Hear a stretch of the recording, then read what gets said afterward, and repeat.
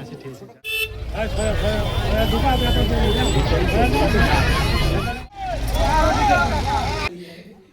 সুন্দর রাতের পত্রিকা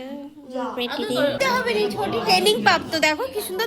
hello everyone, welcome back to our new blog. আমার নতুন একটি ব্লগে আপনাদের সবাইকে স্বাগত। আমি আপনাদের সুপর্ণা, আপনাদের সঙ্গে কথা বলছি। পেরেছেন কোথাও যাব বলে রেডি হয়ে পড়েছি। হ্যাঁ, একটা বিয়ে বাড়ি আছে, তাই জন্য রেডি হয়েছি। দিনটা ছিল 2025 28শে ডিসেম্বর। আজকে সকাল থেকে প্রচন্ড ব্যস্ততার মধ্যে এখন বাজে 12টা।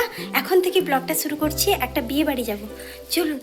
এই যে মামা রেডি হয়ে গেছে, তার বাবা রেডি হয়ে গেছে, আর আমিও রেডি। ডিনার সেট, যে ডিনার সেট নিয়ে একটা বিয়ে বাড়িতে যাচ্ছি।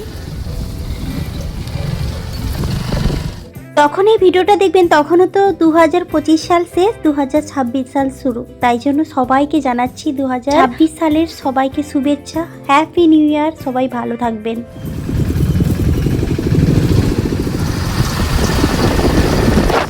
আমরা যে বিয়ে বাড়িতে যাচ্ছি সেটা আমাদের ধর্মের বিয়ে নয়, অন্য ধর্মের বিয়ে। ঠিকই শুনেছেন, একটা মুসলিম ধর্মের বিয়েতে আমাদের নিমন্ত্রণ করেছিল। এই প্রথম কোনো মুসলিম বিয়ে দেখতে চলেছি আর অনুষ্ঠানে প্রবেশ করেছি। এর আগে কখনো হয়নি। এটা সম্ভব হয়েছে শুধুমাত্র আমার হাজবেন্ডের জন্য। আমার হাজবেন্ড যেহেতু স্কুল টিচার, আমার হাজবেন্ডের কলিগের বোনের বিয়েতে সেদিনে নিমন্ত্রণ ছিল, তাই জন্যই গেছিলাম।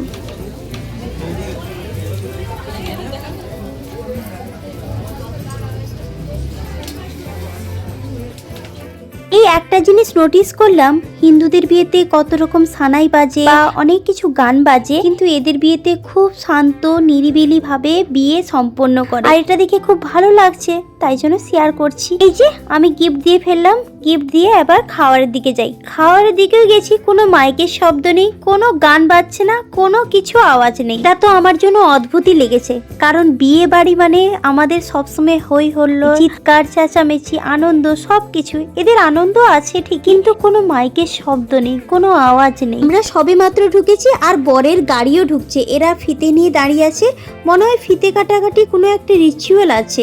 আমি অবশ্য ওটা দেখিনি, কারণ ওখানটা এত লোকের ভিড় হয়ে গেছিল, তাই জন্য ওই রিচুয়ালটা দেখতে পাইনি। কিন্তু খুব চিৎকার হচ্ছিল, খুব আনন্দ হচ্ছিল। হ্যাঁ, একটা জিনিস আমি নোটিস করেছি এদের বিয়েতে, যে আমাদের রিচুয়ালে পরে বর যখন এসে দাঁড়িয়ে থাকে, কেউ একজন এসে বা শাশুড়ি এসে বরণ করে তারপরে নিয়ে যায় হাতে ধরে। দেখলাম আনন্দ বলতে বর আসার সঙ্গে সঙ্গে ওই ফিতেটা কাটলো, আনন্দ করলো আর কোলে তুলে নিয়ে গেল।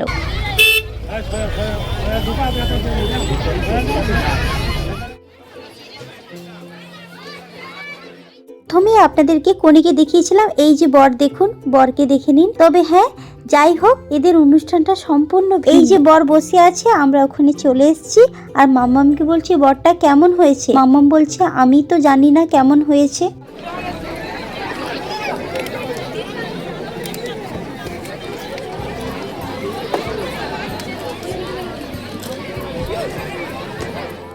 বরকে দেখার পর তারপরে আমরা খাওয়ার টেবিলে বসে গেছিলাম, কারণ তখন বাজে 1টা। স্যার বেশিরভাগ হিন্দু লোককে ডেকেছিলেন বলে তাই জন্য রাঁধুনিকে দিয়ে রান্না করিয়েছিলেন আর হিন্দু লোকই পরিবেশন করছিলেন, আমরা যতটুকু দেখলাম। তবে রান্না বান্না খুব সুস্বাদু ছিল। এই যে মেনু কার্ড, কি কি মেনু ছিল একটু দেখে নিন। কিন্তু স্পেশালি দই কাতলাটা এত সুন্দর হয়েছিল, আমার তো খুব ভালো লেগেছিল। আর চিকেন কষাটাও খুব ভালো করে রান্না করেছিলেন রাঁধুনি। এই যে খাওয়া দাওয়ার পর্ব মিটিয়ে এবার বাড়ির পথে রওনা দিয়েছি। আর বাড়িতে যাওয়ার পথে মাম্মামকে বলছি কেমন লেগেছে, বলছে ভালো।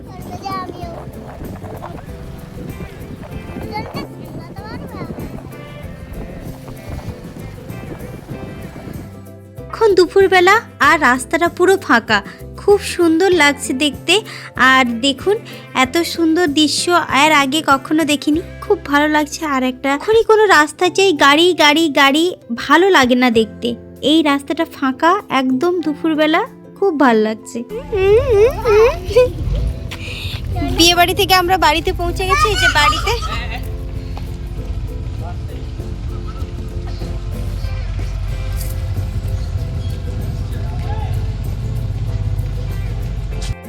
গাড়িটা বেরোচ্ছে আজকে। এভাবে আসো দেখি, কত কষ্ট করে বের করছে। গাড়িটা বের করাচ্ছে, ওই যে দেখো গাড়িটা বেরিয়ে আছে। অরিত্র দেখছে, আমরাও দেখছি গাড়িটা বেরোনো, দেখতে পাচ্ছি। আঙ্কেল কিন্তু যাচ্ছে। আমরা বাড়িতে চলে এসেছি, এসে দেখি না গাড়িটা বেরোচ্ছে। সেই কতদিন আগে বলুন তো, পুরো 1 মাস হতে যায়, এখনও বেরোচ্ছে না গাড়িটা। সেই যে আটকা পড়ে আছে, এই আটকা পড়ে আছে। আজকে যে কাজ হচ্ছে, ওই যে ক্রেন ট্রেন নিয়ে এসে বেরোচ্ছে গাড়িটা আপাতত।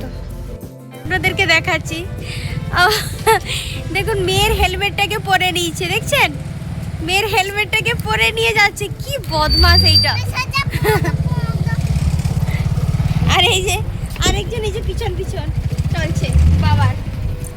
উফ, আমরা এখনো বাড়িতেও ঢুকতে পারিনি, সেই গাড়িটা বেরোচ্ছে দেখতে দাঁড়িয়ে গেছি, এখনো ঢুকতেই পারিনি।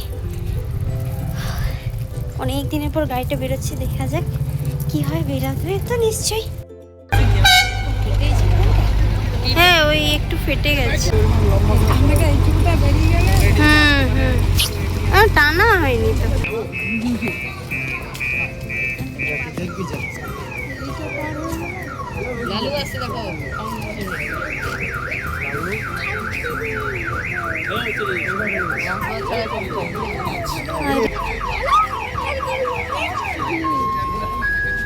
আমরা ঘুমাবো নাকি তোর জন্য বাড়ি যাবো নাকি? তোর জন্য আমরা বাড়ি যাবো নাকি? আমরা এই জামপুরে সেদিকে যাবো।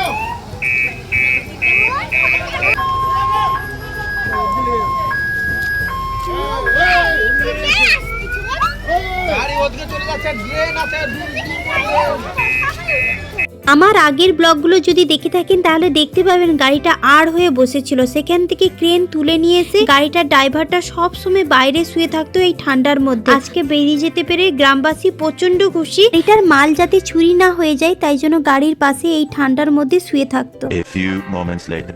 এটা হচ্ছে সন্ধেবেলা, দুটো খরগোশ ছানা নিয়ে এসেছিল আমাদের বাড়িতে, তারা কিনে নিয়ে এসেছিল, আমিও দেখে তাই জন্য একটু কোলে নিলাম। খুব ভালো লাগছিল, দেখুন কি সুন্দর, গাটা একদম পরিষ্কার ধপধপে, আর গাটা প্রচন্ড গরম জানেন, আর দেখতে এত সুন্দর লাগছে, তাই জন্য আপনাদের সঙ্গে শেয়ার করলাম। কেমন লাগছে বলবেন তো। আমার মেয়ে তো বলছে একে নাকি ঘরে রাখবে, ঘর থেকে নিয়ে যেতে দেবে না, আর একে নিয়ে চলে গেলে সে নাকি প্রচন্ড কাঁদবে, এইরকম বলে আমাকে কিনে দিতে বলছে এই দুটোকে।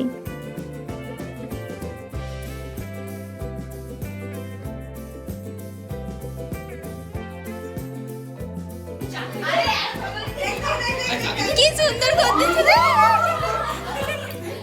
এই দেখো কি সুন্দর, কি সুন্দর, দেখো ওই দেখো।